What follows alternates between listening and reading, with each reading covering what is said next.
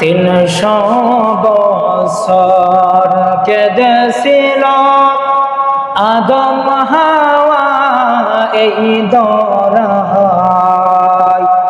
অবশেষে ক্ষমা পেল নূর নবীর ওসিলায়। আল্লাহুম্মা সাল্লি আলা সাইয়্যিদিনা মাওলানা মুহাম্মদ ওয়া আলা আলি সাইয়্যিদিনা মাওলানা।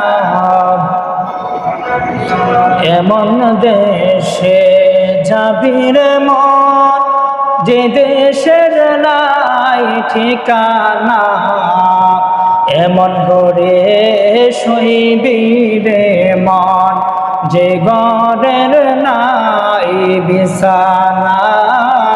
আল্লাহুম্মা সাল্লি আলা সাইয়্যিদিনা মাওলানা মুহাম্মদ ওয়া আলা আলি সাইয়্যিদিনা মাওলানা। বলাগল উলা বিকামালিহি কশফত দুজা বিজামালিহি হাসনাতু জামিউ খুসালিহি সাল্লু আলাইহি ওয়া আলিহি সাল্লিমু আলা কওম মুবারক সাল্লু আলা সাদরুল আমিন মুস্তাফা মা জা ইল্লা রাহমাতাল লিল আলামিন। আল্লাহুম্মা সাল্লি ওয়া সাল্লিম ওয়া বারিক আলাইহি।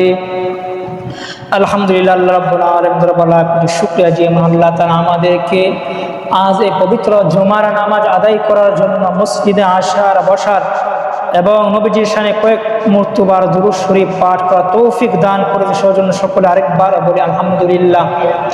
তার সাথে সাথে অসংখ্য দরুদ ও সালাম আমাদের প্রিয় নবী আকরাম মাওলা মুহাম্মদ রাসূলুল্লাহ সাল্লাল্লাহু আলাইহি সাল্লামের নূরানি কদম মোবারকে, যার উসিলায় আল্লাহ রাব্বুল আলামিন আমাদেরকে দুনিয়ার জমিনে পাঠিয়েছেন এবং সর্বশ্রেষ্ঠ এবং সর্বশেষ নবীর উম্মত হিসেবে আমাদেরকে পাঠিয়েছেন। সেই জন্য ওই নবীর উপর সর্বদাই আমরা দরুদ ও সালাম পেশ করি। আমি পবিত্র কালামুল্লাহ শরীফ থেকে একখানা আয়াতে কারিমা তেলাওয়াত করেছি, তার ভিত্তিতে দু চারটি কথা বলবো। আল্লাহ সাল্লাল্লাহু আলাইহি ওয়াসাল্লাম সর্বশ্রেষ্ঠ এবং সর্বশেষ নবী। আমাদের নবীর পূর্বে আল্লাহ রাব্বুল আলামিন এই দুনিয়ার জমিনে আরো অসংখ্য গণিত নবী রাসূল এই দুনিয়ার জমিনে পাঠিয়েছেন। এক এক নবীকে এক এক দায়িত্ব দিয়ে এক এক অঞ্চলের জন্য, এক এক মহল্লার জন্য, কিছু নবীকে এক এক এলাকার জন্য পাঠিয়েছেন। আর আমাদের নবীকে আল্লাহ রাব্বুল আলামিন তামাম দুনিয়ার জন্য রহমত হিসাবে পাঠিয়েছেন। সুবহানাল্লাহ। আমাদের নবীজি কোনো সীমানা ছিল না, অন্যান্য নবীদের সীমানা ছিল। কোন নবীকে এক একটা অঞ্চলের জন্য, একটা গ্রামের জন্য, একটা মহল্লার জন্য এবং এক একটা জাতির জন্য, গোষ্ঠীর জন্য পাঠিয়েছিলেন। আর আমাদের নবীকে আল্লাহ রাব্বুল আলামিন এই দুনিয়ার জমিনের যত মাখলুক আছে সমস্ত মাখলুকের জন্য সর্বশ্রেষ্ঠ নবী এবং সর্বশেষ নবী হিসেবে পাঠিয়েছেন। সুবহানাল্লাহ।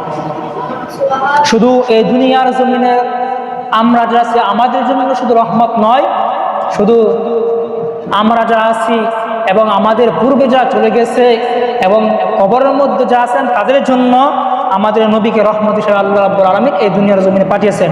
এবং প্রত্যেক নবীকে আল্লাহ রাব্বুল আলামিন এক একটা ক্ষমতা দিয়ে, এক একটা পাওয়ার দিয়ে, মুজিজা দিয়ে আল্লাহ রাব্বুল আলামিন এই দুনিয়ার মধ্যে পাঠিয়েছেন। এবং হযরত দাউদ আলাইহিস সালামকে আল্লাহ রাব্বুল আলামিন দান করেছিলেন চমৎকার কণ্ঠ, এবং হযরতে সুলাইমান আলাইহিস সালামকে আল্লাহ দান করেছিলেন একটি কুদরতি আংটি এবং একটি বাহন দান করেছিলেন, যে বাহনের দ্বারা উনি এক রাষ্ট্র থেকে আরেক রাষ্ট্র ভ্রমণ করতে পারতেন। ওই সময় তার প্লেন ছিল না, গাড়ি ছিল না, হাওয়ার উপরে বাতাসের উপরে বেশে উনি একটা তক্তা, আল্লাহর কুদরতি তক্তা দান করেছিলেন। এর দ্বারা উনি সকল রাজ দরবারের সৈন্যদেরকে নিয়ে এক জায়গা থেকে আরেক জায়গার মধ্যে যাইতে পারতেন। এমন করে সমস্ত রাসূল নবী রাসূলদেরকে আল্লাহ রাব্বুল আলামিন একটা মুজিজা দান করেছেন। এমনি করে আমাদের নবীকে আল্লাহ কি মুজিজা, অসংখ্য মুজিজা দান করেছেন। মূসা আলাইহিস সালাম দান করেছিলেন একটি কুদরতি লাঠি। উনি এই লাঠি দ্বারা অনেক কাজকর্ম করতেন। এই লাঠিটি ওনার থেকে উচ্চতা 10 হাত লম্বা ছিল। আমরা সকলে জানি এই লাঠিটা ছিল জান্নাতীর লাঠি। জান্নাতি একটি পিলু গাছের লাঠি ছিল, পবিত্র একটি গাছ, যে গাছের নাম হচ্ছে পিলু গাছ। ওই গাছের ডাল দ্বারা এই লাঠি বানানো হয়েছিল। জান্নাত থেকে সরাসরি এই দুনিয়ার জমিনে 5টি জিনিস আসছে। কয়টি? 5টি জিনিস এই দুনিয়ার মধ্যে সরাসরি কি জান্নাত থেকে আসছে। এর মধ্যে একটি হচ্ছে উদ, অর্থাৎ একটি সুগন্ধি গাছ, এবং 2 নাম্বার হচ্ছে মূসা আলাইহিস সালামের লাঠি, 3 নাম্বার হচ্ছে ডুমুর গাছের পাতা, অর্থাৎ 3 ফল, যেটাকে আমরা বলি যে আমরা যে ডুমুর গাছ দেখি আমাদের আশেপাশে, এই ডুমুর গাছ নয়, এটা হচ্ছে 3 ফল যেটাকে বলা হয়। এই 3 ফলের গাছের পাতা, এবং 4 নাম্বার আছে মক্কা মুকাররমায় কাবাগরের মধ্যে যে পাথরটা লাগানো আছে হাজরে আসওয়াদ, যে পাথরের মধ্যে চুমা দিলে জীবনের গুনাহ মাফ হয়ে যায়, এই হাজারে আসওয়াদের পাথর। আর 4 নাম্বার হচ্ছে গিয়া হযরতে সুলাইমান আলাইহিস সালামের আংটি, যে আংটি উনি হাতের মধ্যে ব্যবহার করলে সমস্ত মাখলুক তার সেবায় নিয়োজিত থাকতেন। এভাবে 5টি জিনিস সরাসরি জান্নাত থেকে দুনিয়ার মধ্যে আসছে। এর মধ্যে একটি হচ্ছে মূসা আলাইহিস সালামের লাঠি। এই লাঠিটা হযরত আদম আলাইহিস সালাম যখন জান্নাত থেকে চলে আসছেন, ওই লাঠিটা উনি কি সাথে করে নিয়ে আসছিলেন। অনেক বর্ণনা আছে উনি জান্নাত থেকে যখন আল্লাহ রাব্বুল আলামিন একটি ভুল করেছিলেন। আমরা সকলে জানি যে তুমি শাজারাতুন নাম একটি গাছ ছিল, ওই গাছের নিকট যাইও না। উনি গাছের নিকট যান নাই, কোনো সন্তান শয়তান কি করছে, কুমন্ত্র দিয়ে ওই গাছের ফল খাওয়াইছিল আল্লাহ রাব্বুল আলামিনের, অর্থাৎ হুকুমটা কি অমান্য করা হয়েছিল। তখন আল্লাহ রাব্বুল আলামিন তাকে দুনিয়ার জমিনে পাঠিয়েছিলেন। যখন উনি দুনিয়ার মধ্যে আসছিলেন, তখন ওই পিলু গাছের ডালটা উনি ভেঙে মেসওয়াক করতে করতে দুনিয়ার জমিনে আইসা পড়েছিলেন। সুবহানাল্লাহ। তো লাঠিটার নাম ছিল কয় হাত? 10 হাত। উনি ওই গাছের ডালটা ভাঙতে মেসওয়াক করতে হতে দুনিয়ার জমিনে আইসা পড়েছিল। তো এইটা বিভিন্ন নবীদের মাধ্যমে এক এক নবীর পর বংশসূত্র আসতে আসতে হযরত শুআয়ব আলাইহিস সালামের কাছে এই লাঠিটা আসছিল। এই লাঠির অনেক ক্ষমতা, কারণ জান্নাতি গাছের লাঠি, দুনিয়ার কোন গাছ না, সরাসরি জান্নাত থেকে এই লাঠি দুনিয়ার মধ্যে আসছে।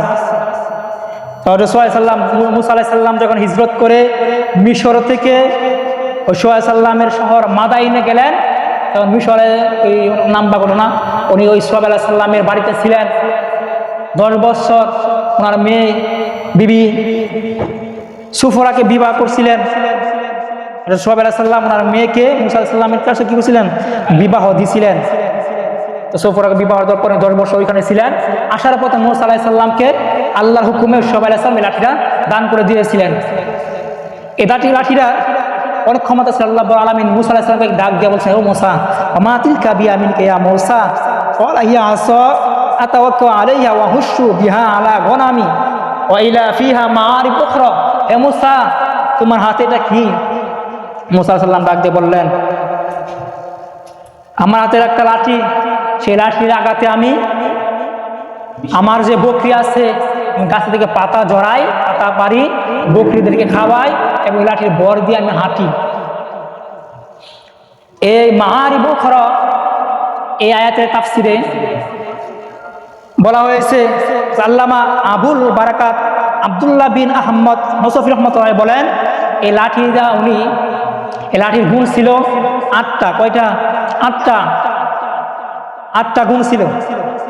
এই লাঠি যদি মূসা আলাইহিস সালামের হাত থাকতো, উনি এই লাঠির সহায়তা চলাফেরা করতেন, তার লাঠির উপর ভর দিয়ে চলাফেরা করতেন। 2 নাম্বার, উনি এই লাঠির সাথে কথাবার্তা বলতেন। সুবহানাল্লাহ। যখন ওনার মন খারাপ থাকতো, মন মিজাজ, উনি ছিলেন জালালি মিজাজের লোক। মূসা আলাইহিস সালাম ছিলেন জালালি মিজাজের লোক, অর্থাৎ গরম ছিলেন। একটি হাদিসের মধ্যে আসছে, বর্ণনা আছে যে উনি যখন রাগ উঠত, ওনার মাথা টুপি ভিতর দিয়া চুল দাঁড়া যাইত। উনি কাপড় পাঞ্জাবি 3টা পরতেন। রাগ উঠলে এই কাপড়ের ভিতর দিয়ে ওনার পশমগুলি দাঁড়া দিত, এরকম রাগ ছিল ওনার শরীরের মধ্যে। তো রাগটা আবার বেহুদা রাগ ছিল, রাগটা ছিল হকের পক্ষে। যখন ওনার রাগ হতো, মন খারাপ থাকতো, লাঠির সাথে কথা কথা বলতেন, লাঠি কি কথার উত্তর দিতেন, এটা ছিল লাঠির মর্যাদা।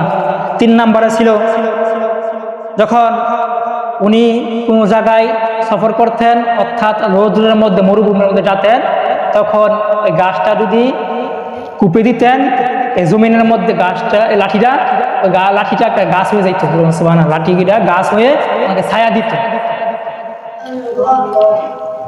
4 নম্বর 5 নম্বরে ছিল যখন উনি চলাফেরা করতেন, কোনো শত্রু, কোনো সাপ বিচ্ছ হিংস্র প্রাণীর আক্রমণ করত, এ দ্বারা আঘাত করে তাদেরকে মারতেন এবং কি এর থেকে শত্রুর হাত থেকে এই গাঠিটা রক্ষা করতেন। 5 নম্বরে 6 নম্বর হচ্ছে উনি যখন ওই সময় তার কল ছিল না, টেবুল ছিল না, কুয়া থেকে, অর্থাৎ ইন্দারা যে কি বলা হয়, কুয়া বলা হয়, কুয়া থেকে পানি উঠাইতেন।